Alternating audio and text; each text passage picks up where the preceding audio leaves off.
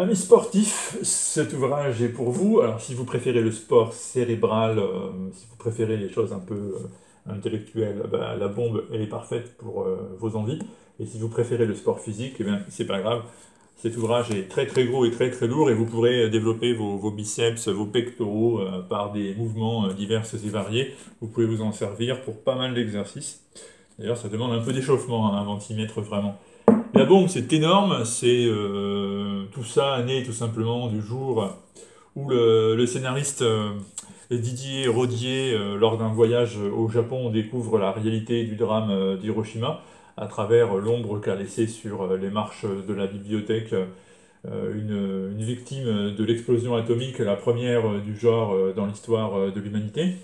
Et à partir de là, il va nous raconter tout ça, il va nous raconter l'histoire de la bombe depuis la naissance de l'idée, de l'hypothèse qu'on pourrait fabriquer de telles armes, jusqu'au moment où les Américains s'en servent sur donc Hiroshima et puis ensuite Nagasaki. Et tout ça est écrit à la première personne, comme si c'était tout simplement l'énergie atomique libérée qui racontait son parcours, jusqu'au moment où enfin elle va pouvoir se déchaîner sur le monde.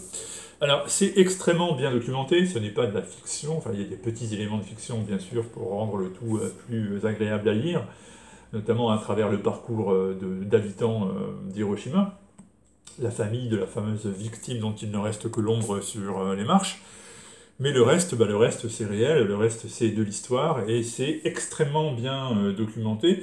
Donc les deux hommes en charge du scénario, Alcante et Le Bollé, ont vraiment fait quelque chose de remarquable à ce niveau-là. Et puis le dessin qui est de Denis Rodier, il est remarquable, le mot est faible, hein, tenir une telle distance sur un tel nombre de pages, avec une telle attention aux détails, une minutie invraisemblable dans chaque page, et une maîtrise totale des ombres et de la profondeur. C'est bluffant, vraiment. J'ai adoré cet ouvrage parce que, qu'on puisse être intéressé ou pas par le sujet au départ, on se laisse de toute manière happer complètement par ce qui s'y passe. C'est d'une intelligence et d'une pertinence artistique assez rare pour être signalé. C'est sorti chez Glénat courant 2020 et c'est vraisemblablement l'un des deux, trois albums de référence de l'année. Impossible de parler de ce qui s'est fait de mieux dans cette année 2020 sans évoquer la bombe.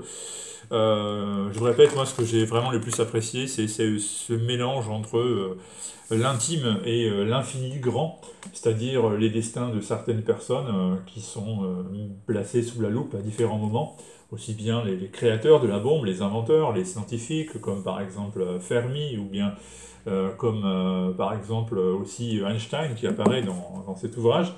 Et puis aussi bien l'intime, c'est-à-dire d'autres personnes qui n'ont rien à voir avec le grand récit que vous savez si vous connaissez un peu les événements historiques, comme c'est cette famille japonaise dont je vous ai déjà parlé.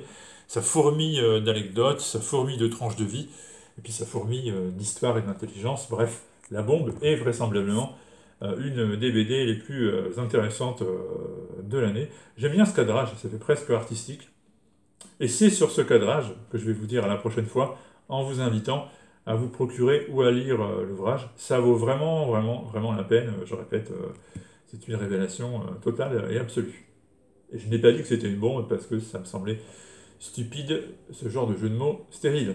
Ciao!